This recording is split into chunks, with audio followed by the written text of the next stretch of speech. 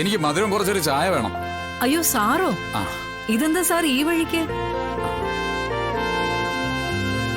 ഇവിടെ അടുത്ത് എന്റെ ഒരു ബന്ധു താമസിക്കുന്നുണ്ട്. അവിടം വരെ ഒന്ന് വരേണ്ട ആവശ്യമുണ്ടായിരുന്നു. സാറ് ഇരിക്കെ, ഞാൻ ചായ എടുക്കാം.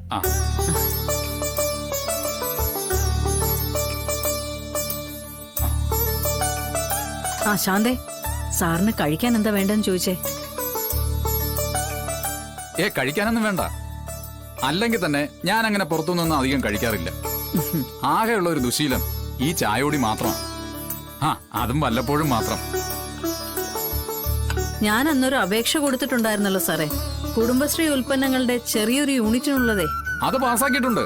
പിന്നെ ശാരദ ഇന്നോ നാളെയോ ബ്ലോക്കിലോട്ടൊന്ന് വന്നാ മതി. ഞാൻ സാറിനെ ഒന്ന് വന്ന് കണ്ട് ഒരു കാര്യം പറയാനിരിക്കുമായിരുന്നു. എനിക്കിപ്പോ ആ ലോൺ കിട്ടിയില്ലെങ്കിലും എന്റെ കാര്യങ്ങളൊക്കെ നടക്കും. പക്ഷെ അതുകൊണ്ട് ഉപകാരപ്പെടുന്ന ഒരാളുണ്ട്, സത്യഭാമ. ഈ കഴിഞ്ഞ ദിവസം വരെ നല്ല രീതിയിൽ കഴിഞ്ഞിരുന്ന അവർക്കേ ഇപ്പൊ ഒരു ക്ഷീണം വന്നിരിക്കുക. മുന്നോട്ട് കഴിഞ്ഞു പോകണമെങ്കിൽ മറ്റുള്ളവരെ ആശ്രയിക്കേണ്ട അവസ്ഥ വന്നിരിക്കുക. സാറേ ചായ.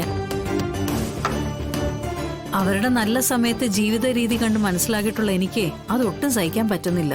അതുകൊണ്ട് എനിക്ക് പാസ്സായ ആ ലോൺ സത്യാമ്മയ്ക്ക് കൊടുക്കാൻ സാറൊന്ന് സഹായിക്കണം. ഇതെന്റെ ഒരു അപേക്ഷയാ സാറേ. ശാരദേ, ഇതേപോലൊരു സഹായം കിട്ടി യൂണിറ്റ് തുടങ്ങാൻ പാവങ്ങൾ ഒരുപാട് പേര് നിപ്പുണ്ട്.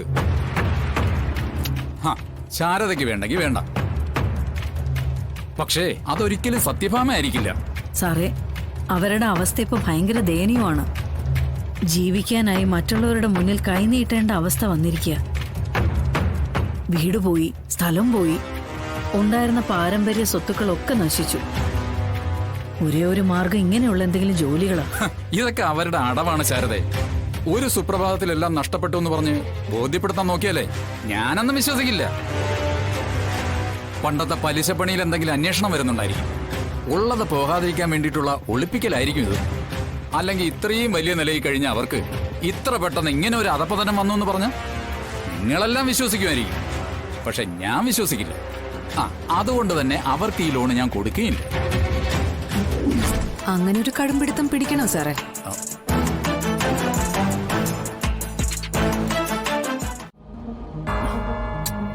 രാഘവേട്ടാ, ഇത് ഞാൻ ചോദിച്ചിട്ടേ 1 മണിക്കൂറായി. ഇപ്പോഴാണ് കൊണ്ടുവരാൻ നേരമായത്. അതെ, നമ്മുടെ സ്വന്തം വീട്ടിൽ നിന്നതുപോലെയുള്ള സൗകര്യങ്ങളൊന്നും ഇവിടെ കിട്ടില്ല. അവിടെ എന്തു പറഞ്ഞാലും ആ സമയത്ത് കൊണ്ടുവരാൻ ആളും ഉണ്ടായിരുന്നു. ഇവിടെ അങ്ങനെ ആളെ നിർത്തി ചെയ്യിക്കാനുള്ള വരുമാനമൊന്നും നമുക്കില്ല. കഴിഞ്ഞു പോകാനുള്ള വക നമ്മൾ തന്നെ തേടേണ്ട അവസ്ഥയാണ് വന്നിരിക്കുന്നത്. ഞാനാണ് ഇങ്ങനെയൊക്കെ വരുത്തി വെച്ചേ. ദേ, ആര് വരുത്തിയെങ്കിലും ഇനി സംഭവിച്ച കാര്യങ്ങൾ ഓർത്ത് ദുഃഖിച്ചിട്ട് ഒരു കാര്യമില്ല. ഇനി മുന്നോട്ടുള്ള കാര്യങ്ങൾ എങ്ങനെ വേണമെന്ന് ചിന്തിച്ച് കാര്യങ്ങൾ അങ്ങ് നീക്കുക. അതേ ഒരു മാർഗമുള്ളൂ. അപ്പോ ഞാൻ ഇടയ്ക്കിടെ കുടിക്കുന്ന കാപ്പിയും ചായ ഇനി ചോദിക്കുന്നതെന്ന് അർത്ഥം അല്ലേ? അല്ല, എനിക്ക് 2 കൈയേ ഉള്ളെന്ന്. എടുത്തു തരാനേ അല്പം സ്വല്പം താമസം ഉണ്ടാവുന്ന പറഞ്ഞത്. താമസം. സത്യാമ്മേ, രണ്ടുപേരും കൂടി എന്തോ തർക്കത്തിലാണെന്ന് തോന്നുന്നു. തർക്കമൊന്നുമില്ല. പഴയ വീട്ടിൽ താമസിച്ചപ്പോ ചോദിച്ചതുപോലെ അപ്പൊ ചായ ചോദിച്ച ആകപ്പാടെ 2 കൈയേ ഉള്ളൂ എന്നങ്ങ് പറയുമായിരുന്നു. വീട് നിറയെ വേലക്കാരെയും കൊണ്ട് കഴിഞ്ഞതുപോലുള്ള സൗകര്യം ഇനിയും ഉണ്ടാവില്ലെന്ന് പറഞ്ഞു കൊടുക്കണ്ടേ മോളെ?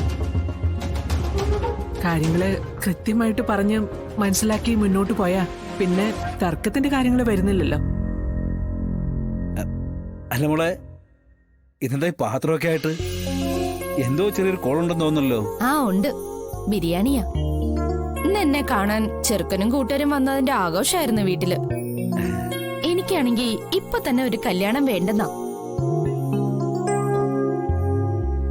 പഠിത്തമൊക്കെ കഴിഞ്ഞ് സ്വന്തം കാലിൽ നിക്കാറാകുമ്പോ മതിന്നാ. പക്ഷെ വീട്ടുകാര് സമ്മതിക്കണ്ടേ? ബാപ്പച്ചയാണെങ്കി ഒട്ടും സമ്മതിക്കണില്ല. എന്നെ കല്യാണം കഴിപ്പിച്ച് അടങ്ങുന്ന. ദാ സത്യമേ. ഓ, അപ്പൊ അതിന്റെ ചടങ്ങിനായി കൊണ്ടുവന്ന ബിരിയാണിയല്ലേ? അതെ. പക്ഷെ എനിക്കിതൊന്നും ഇഷ്ടല്ല. എനിക്ക് നിങ്ങളുടെയൊക്കെ കല്യാണം കൂടുന്നതാ കൂടുതൽ ഇഷ്ടം. നല്ല വാഴയിലയിൽ ഇഞ്ചിക്കറിയും മാങ്ങാക്കറിയും പുളിശ്ശേരിയും സാമ്പാറും ഒക്കെ ഇട്ട് കുഴച്ച് ഒരു പിടി ചോറുണ്ട. ആഹാ, അത് മതി. പിന്നെ എനിക്കിഷ്ടം പായസം കുടിക്കുന്നതാ. അതിങ്ങനെ ഇലയിൽ പപ്പടമൊക്കെ ഇട്ട് കുഴച്ച്. ഇനി സത്യാമ്മയ്ക്ക് എവിടെയെങ്കിലും കല്യാണം ഉണ്ടെങ്കിൽ എന്നെയും കൂടെ വിളിക്കണേ. അത് വിളിക്കാം.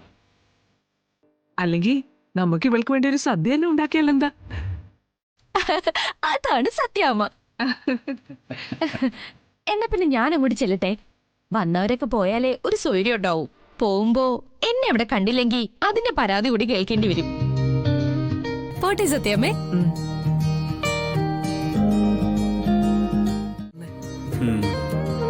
അവൾക്ക് ആ കല്യാണത്തിൽ ഒട്ടും താല്പര്യമില്ലെന്ന് തോന്നുന്നു. നിർബന്ധം അവളുടെ ബാപ്പയ്ക്കും ഉമ്മയ്ക്കുവാ. ഇവർക്കൊന്നും ഈ പഠിപ്പിലും മറ്റും വലിയ കാര്യമൊന്നുമില്ല. എങ്ങനെയെങ്കിലും ഒന്ന് കെട്ടിച്ചു വിട്ടാ മതിയെന്ന്. നമ്മുടെ മകൻ വിഷ്ണുവിനാണെങ്കിൽ പഠിക്കാൻ സൗകര്യം ഉണ്ടായിട്ടും മടിയായിരുന്നു. ഇവിടെ ഈ കൊച്ചിനാണെങ്കിൽ എങ്ങനെയെങ്കിലും പഠിക്കണമെന്ന്. ഓരോരുത്തരുടെ ഓരോ യോഗമേ.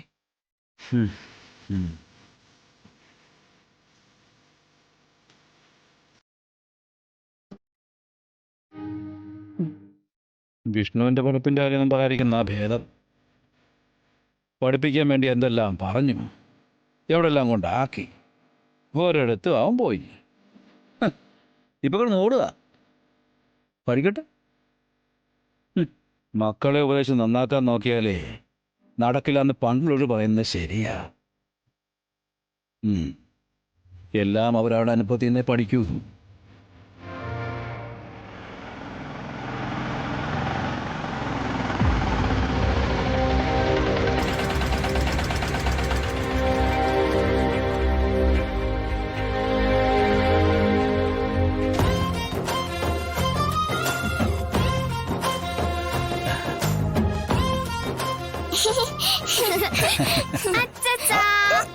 എന്റെ മക്കള് ഉമ്മ